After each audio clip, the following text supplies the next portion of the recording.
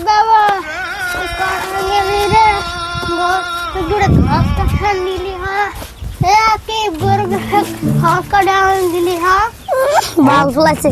আমি আর গরু ঘাস কেন দিব যাবরে তুই ঘাস কাটি আনবি মুরইতে বলছে ঘাস কাটা গেলে গেলে আর গরু তো তুই ধুনি করে ফড়ক খাবার বা হ্যাঁ খাবার রাখলে কম হবে না পাবি না তাই বাল ছাল কাম করবে কাম করবে না হারামটা খাতে রবি হ্যাঁ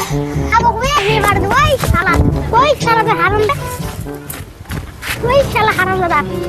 শালা হারামটা বাস না যাই তোর বালের ভাই আমার বাচ্চাটা তোর গতি হবে পাপা